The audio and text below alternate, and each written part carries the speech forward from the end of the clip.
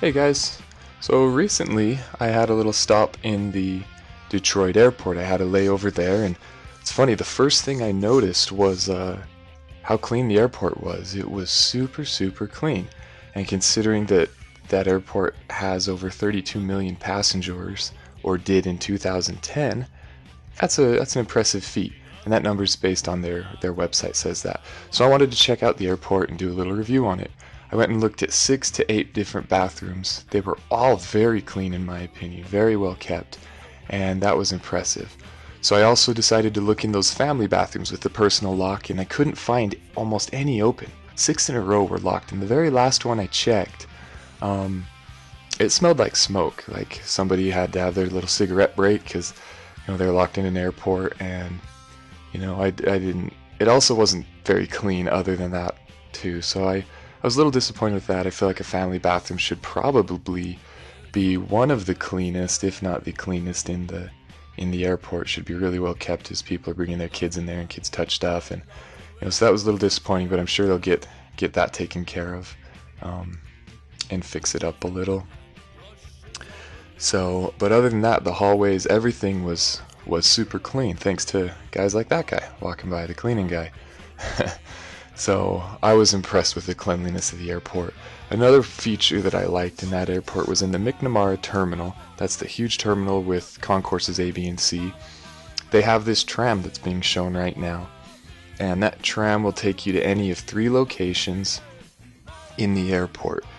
It'll take you to one in the center and then 2 out toward the edges. On this little picture, it's represented by those trains, and the lights show you where the trains are, so you know exactly how long it's going to be before it gets there. Those are smooth ride, they're fun, they're quick. I rode them a couple times to keep me busy. If you have kids going to the airport, that's going to help you keep them busy. Really fun. That fountain that I showed earlier, also, I watched kids just stare at that for a really long time because there's tons of different patterns. It squirts, and I kind of liked it. So that'll help keep you from getting too bored in the airport as well. Sorry about the shaky camera, by the way. I was just cruising around and really should have done a better job at filming, but hopefully you'll bear with me. This tunnel also helped me stay entertained. I walked through it a couple times. It's constantly playing music and has the light show going on the whole time. It was pretty fun for me. I enjoyed walking through there. Kids are gonna love it again if they're bored. Sometimes that's the hardest part of being in an airport, is keeping the kids busy. Also, speaking of staying busy, there's Wi-Fi available at the airport for $7.95 per day, or for a month you can get it for $9.95. So if it's a round trip with 2 stops there, just grab the month. If you're going back regularly, get the month of Wi-Fi. Definitely worth it. Along food lines, you got McDonald's, Burger King, and all that, but also you have some really nice restaurants. I didn't go in them, but they looked really nice and looked really good.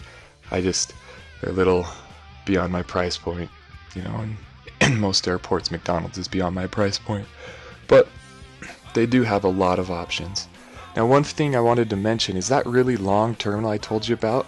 They're laid out in a straight line, and that helps the flow of airport traffic. You'll see at some airports such as Salt Lake City that it's kind of a hub and spoke system, and when all the airplanes on the inside of the spokes are trying to push at the same time, sometimes those toward the inside of that spoke, they'll have to wait 15 minutes or more just to push away from the gate.